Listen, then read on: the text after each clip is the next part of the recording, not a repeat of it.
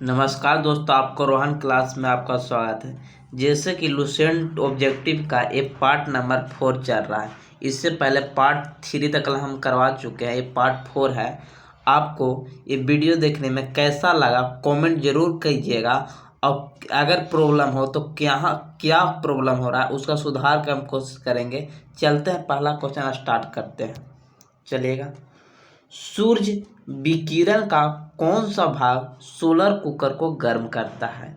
सूर्य से जो विकिरण निकलती है किरण, वो कौन सा भाग सोलर कुकर को गर्म करता है? ये अवरक्त करता है। अवरक्त भी पृथ्वी को गर्म पृथ्वी पृथ्वी भी गर्म होती है अवरक्त किरण के कारण। लेकिन पूछेगा कौन सी किरण पृथ्वी पर आती है, तो विकिरण आती है। और अवरक्त किरण के कारण सौर कुकर गर्म होना या पृथ्वी गर्म होना, ये सब अवरक्त किरण के कारण होती है। चलेगा नेक्स्ट क्वेश्चन। शीतकाल में कपड़े हमें गर्म रखते हैं क्योंकि जिसे शीतकाल में हम लोग कपड़ा पहनते हैं, जो ऊनी कपड़ा, वो गर्म क्यों रखता है? क्योंकि अगर आप उसको पहनिएगा ऊन वाला, तो वो ऊष्मा का कुचालक होता है। और कुचालक होता है जो आपको शरीर में जो ऊष्मा है वो बाहर जाने से रोकता है, यानी शरीर की ऊष्मा को बाहर जाने से रोकता है। क्योंकि ये वायु को लेयर बना लेता है, और वायु के लेयर से वायु के कारण एक कुचालक होता है। ये क्वेश्चन और पूछ सकता है आपको से कि एक मोटी कपड़ा पहने और दो पतली कपड़ा पहने, उसको अपेक्षा एक के अपेक्षा दो गो पतली से आपको गर्मी अधिक लगेगी।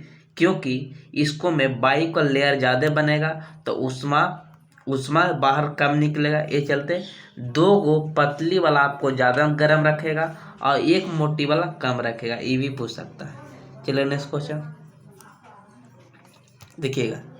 धूप से बचने के लिए छाते के रंग संयोजन निम्न में से कौन सा उचित है? तो आप लोग जनरली देखते होंगे काला, लेकिन उस इसको परावर्तक होना चाहिए। ऊपर परावर्तक होना चाहिए तो ऊपर सफ़ेद होगा और नीचे काला होगा। हम लोग के काला रहता है, लेकिन विज्ञान के अनुसार कहा जाता है कि ऊपर वाला सफ़ेद होना चाहिए। क्योंकि आप जानते हैं कि परावर्तक सफ़ेद प्रकाश का परावर्तक होता है, ऊष्मा का परावर्तक होता है, और काला अवशोषक होता है। चलेगा नेक्स्ट क्वेश्चन। फिर देखिएगा। अफ्रीका का फिरका में देखिएगा, साउथ अफ्रीका के खिलाड़ी के देखिए एकदम काला काला रहेगा, लेकिन ब्रिटेन के व्यक्ति ये सब सफ़ेद रहेगा। क्योंकि अफ्रीका में विषुवत रेखा और मकर रेखा और कर्क रेखा तीनों गुजरती है अफ्रीका से। इस चलते वहाँ सभी सूर्य की किरण यहाँ से विषुवत से, इधर कर्क से और मकर से, तीनों से गुजरती है। तो हर समय यहाँ मौजूद रहता है, तो यहाँ का आदमी काला रहता है, ये भी है। लेकिन काला रहता है तो उसका क्या होगा, ये तो विज्ञान के अनुसार, वो तो ज्योग्राफी के अनुसार हम बता दिए। अफ्रीका के काली त्वचा वाले व्यक्ति ब्रिटेन के सफ़ेद त्वचा वाले व्यक्ति की तुलना में अधिक गर्मी अफसोस है। क्योंकि काला रहेगा जो ऊष्मा का अच्छा अवशोषक होगा। आप जानते हैं किरचॉफ का नियम था कि जो जितना अवशोषक होगा उतना ही परावर्तक होगा। किरचॉफ का नियम है, यानी गर्मी महसूस ज़्यादा होगी क्योंकि काला अवशोषण ज़्यादा करेगा, और काला अवशोषण करेगा तो गर्मी उससे महसूस होगा ब्रिटेन वाला आदमी के अनुसार। यानी ब्रिटेन कौन ब्रिटेन हो गया इंग्लैंड वाला जो छिलल मुर्गा कहेंगे, यानी सफ़ेद पूरा होगा। चलिएगा ऑप्शन नंबर कौन हो जाएगा? ए हो जाएगा। 80 नंबर देखिए। सुबह का सूरज इतना गर्म नहीं होती जितना दोपहर का होता है। अब देखते हैं कि दोपहर जब निकलते हैं सुबह तो बहुत अच्छी लगती है धूप, लेकिन दोपहर होते ही है पूरा जलने लगता है। ये क्यों? कि सुबह के समय सूरज की किरणें अंतरिक्ष से अधिक दूरी पर होती है। दूरी पर तो होती है, लेकिन अंतरिक्ष से भी अधिक दूरी पर होती है। ये चलते आने में थोड़ा देर लग जाता है। यहाँ भी ऑप्शन है कि सुबह के समय सूरज पृथ्वी से दूर होते हैं। दूर तो होती है, लेकिन अंतरिक्ष से भी अधिक दूरी होती है। ऑप्शन नंबर डी हो जाएगा। चलेगा नेक्स्ट क्वेश्चन। काले वस्तु के मुकाबले श्वेत वस्तु शीतल क्यों होती है? अभी ना बताएं कि काला रहेगा तो ज़्यादा अवशोषक होगा, उजला होगा तो सफ़ेद परावर्तक होगा। उसके पास भी प्रकाश पहुंचता है लेकिन वे परावर्तक कर देता है। परावर्तक मतलब फिर से लौटा देता है। लौटा प्रकाश के परिवर्तन के नियम में पढ़ेंगे कि इसी दिशा में लौटा देती है। अब प्रवर्तन के प्रकाश के प्रवर्तन की सहायता से हम किसी वस्तु को देख सकते हैं। चलिए नेक्स्ट क्वेश्चन।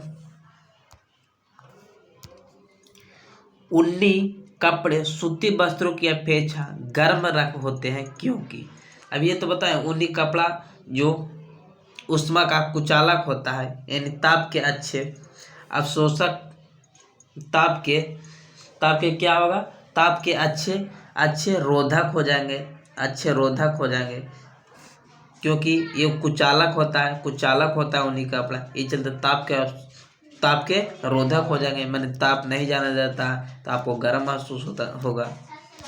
चलिए नेक्स्ट क्वेश्चन। उबलते जल द्वारा जलने की तुलना में भाप का जलना अधिक कष्टदायक होती है, गंभीर होता है क्योंकि उबलते जल के द्वारा और एक होगा भाप, तब भाप में गुप्त उष्मा होती है यानी गुप्त ताप होती है। गुप्त ताप मतलब सबसे ज़्यादा इसको में उष्मा सबसे ज़्यादा होती है गुप्त उष्मा में, यानी इसको में उष्मा ज़्यादा होगा तो जलन ज़्यादा होगा, यानी भाप में गुप्त ताप सबसे ज़्यादा होती है, द लिस्ट हीट सबसे ज़्यादा होती है। और गुप्त उष्मा के कारण अवस्था में परिवर्तन होती है और ताप में कोई प्रभाव नहीं पड़ता है। ये आगे पढ़ना है, चलेगा आगे दिखाएंगे उसको। बहुत अच्छी क्वेश्चन है। विशिष्ट उष्माधारिता, गुप्त उष्मा, ये सब बहुत इंपॉर्टेंट क्वेश्चन, आपको डाउट होता है उसको हम क्लियर करेंगे। उबलते जल द्वारा जलने की, ये तो हो गया। Next question.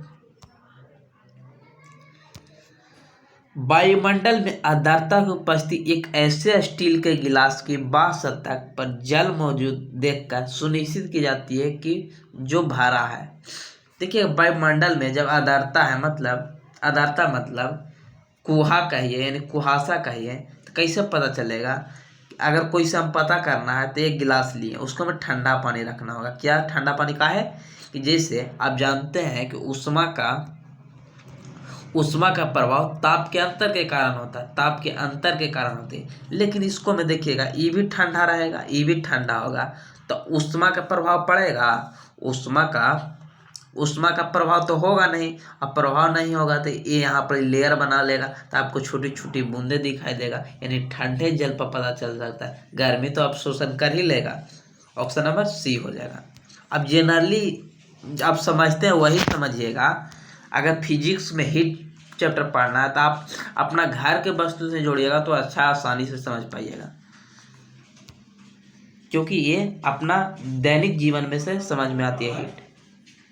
अच्छे उत्सर्जक अच्छे अवशोषक होते हैं। इसने कहा, किरचॉफ ने कहा कि जितना जो खाएगा उतना ही निकालेगा, मतलब जितना लेगा उतना ही देगा। ये किरचॉफ का नियम था कि जितना अवशोषक करेगा उतने ही परावर्तक उत्सर्जक नहीं करेगा। ये किरचॉफ का नियम था। न्यूटन का शीतलन नियम ये कहता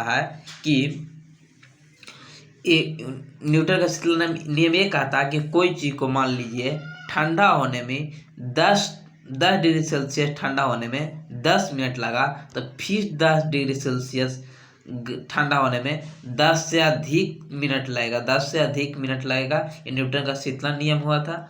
स्टीफन का नियम था ई अनुपाती टी के चतुर्घात परम ताप के चतुर्घात क्या होता है। उष्मा गति का 3 नियम, शून्य नियम, प्रथम नियम और तृतीय नियम। चलेगा नेक्स्ट क्वेश्चन। ये देखिएगा 85 के बाद 86 नंबर देखिएगा। 86 नंबर फिर देखिएगा वही क्वेश्चन आ गया। किसी कृषि का मतलब पिंड कि एकांक पृष्ठीय क्षेत्रफल के प्रति सेकंड के एकांक क्षेत्रफल के प्रति उत्सर्जक किरणों के परम ताप के चतुर्घात है। उत्सर्जक है माने इस अनुपाती T⁴ है। आप यहाँ चतुर्घात समझ गए ना, चतुर्घात है किसी पिंड का उत्सर्जक। ये किसका, स्टीफेंस का नियम था, स्टीफेंस का नियम है। ऑप्शन नंबर सी हो जाएगा। किरचॉफ को बता ही दिए, जितना प्रवर्तक होगा जितना अवशोषक होगा। इसका 3 नियम सो गति के नियम के, और न्यूटन का शीतलन नियम का है। फिर से आप दोहरा दीजिए, अपना बोलिए, वहाँ पर याद हो जाएगा।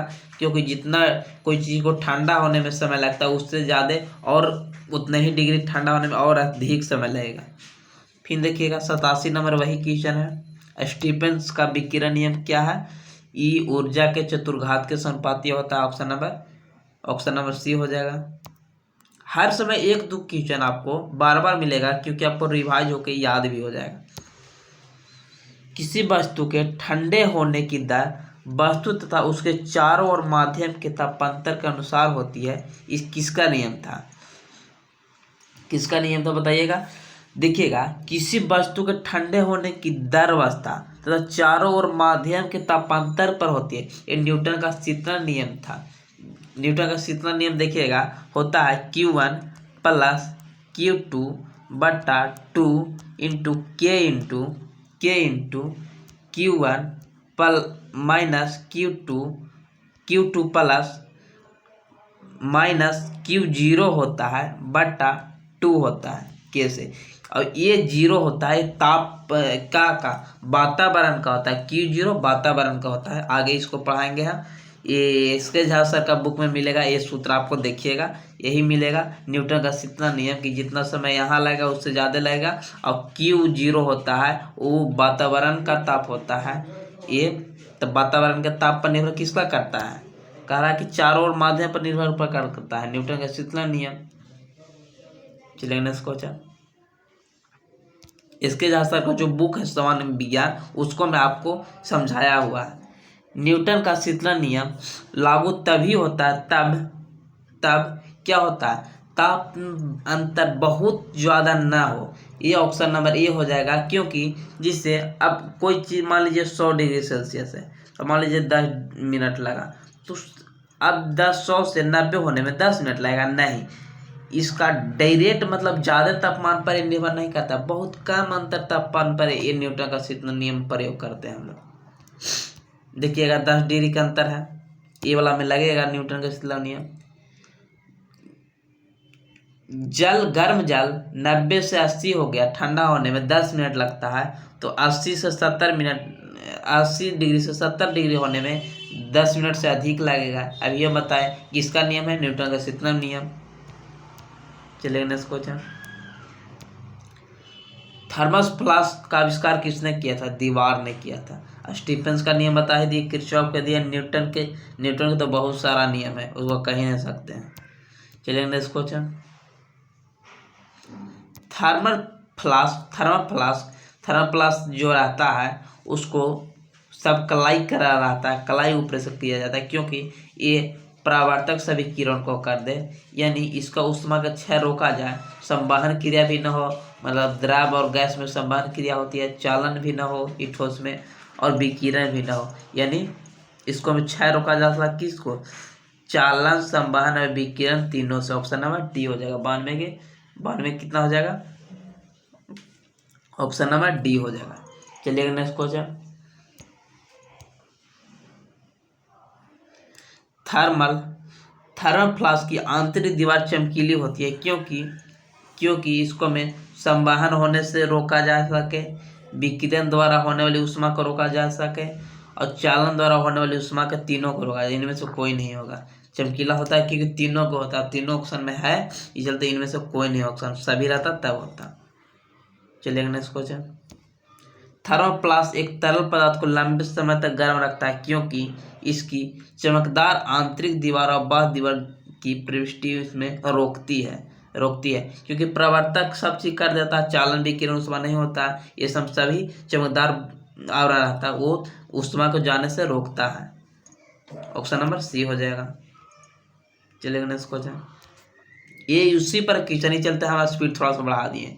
किस विधि से, क्योंकि समय हर कोई के महत्वपूर्ण है, आपका हम समय नहीं गवाएंगे, जितना पढ़ाएंगे उतना ही, कोई बकवास नहीं।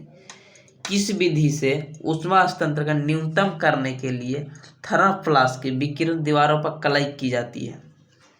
यहाँ अलग क्वेश्चन है, किस विधि से ऊष्मा हस्तांतरण न्यूनतम करने के लिए थर्मोप्लास्ट को अप्लाई किया जाता है। विकिरण विधि से करते हैं, लेकिन इसको में होता कुछ है, चालन समान विकिरण सभी होने से रोकते हैं, लेकिन किस विधि से कलाई करते हैं? विकिरण विधि से कलाई करते हैं।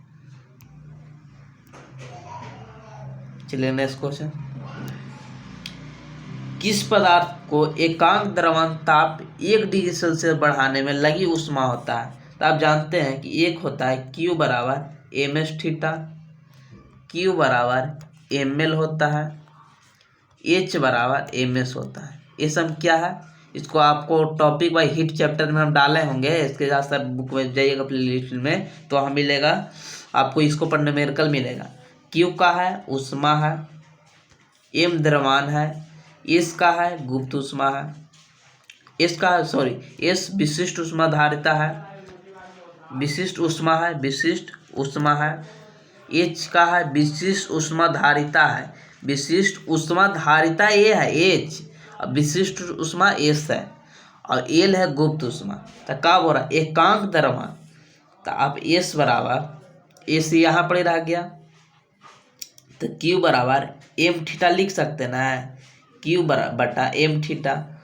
तो एकांक द्रव्यमान और एकांक ताप पर डिग्री बढ़ाने में लगी ऊष्मा को विशिष्ट ऊष्मा कहते हैं, S कहते हैं। Q बराबर एम एस थीटा, और S को यहाँ रख दीजिए तो Q बटा एम एस थीटा हो जाएगा। तो एकांक द्रव्यमान हो गया, एकांक ताप हो गया, विशिष्ट ऊष्मा हो जाएगा। ऊष्मा धारिता H बराबर एम एस होता है, और गुप्त ऊष्मा Q बटा कुछ हो जाएगा M होगा, और इसको मैं ताप पर निर्भर नहीं करता गुप्त ऊष्मा। चलिए नेक्स्ट क्वेश्चन, निम्नलिखित में से किस सोर्स विशिष्ट ऊष्मा का मान होता है? किसमें विशिष्ट ऊष्मा सबसे अधिक होता है? किसका? जल का, सबसे ज्यादा हाइड्रोजन के, तभी जल के ऊष्माधार विशिष्ट ऊष्मा होता है, जिसको में मतलब ऊष्मा को अपने ओर एब्जॉर्ब करने की शक्ति को विशिष्ट ऊष्मा कहते हैं। सबसे जल के इस रेडिएटर में इसका उपयोग करते हैं।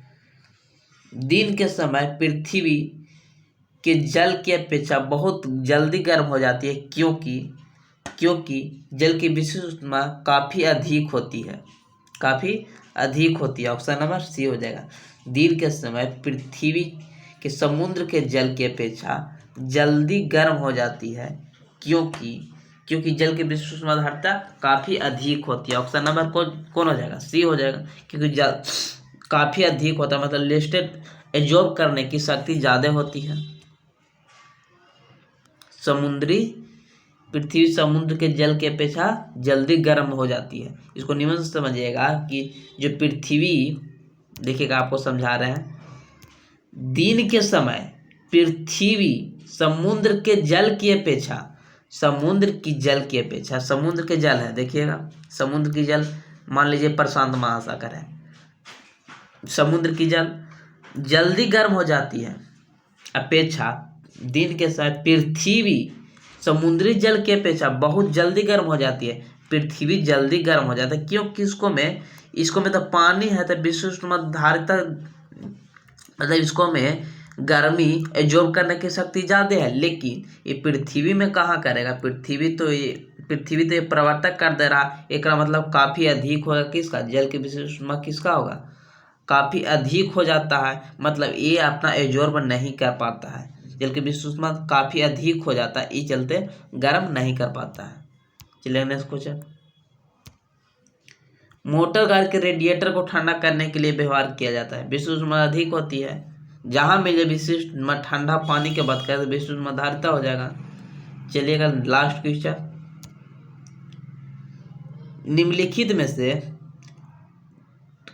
निम्नतापी इंजनों में से क्रायोजेनिक इंजन का प्रयोग करते हैं, किस में करते हैं? रॉकेट प्रौद्योगिकी में इसको में क्रायोजेनिक ईंधन के माइनस लगभग 150 डिग्री सेल्सियस होती है, और आपको बता दें परम शून्य ताप होती है माइनस 273.15 सी होती है परम शून्य ताप या जीरो के।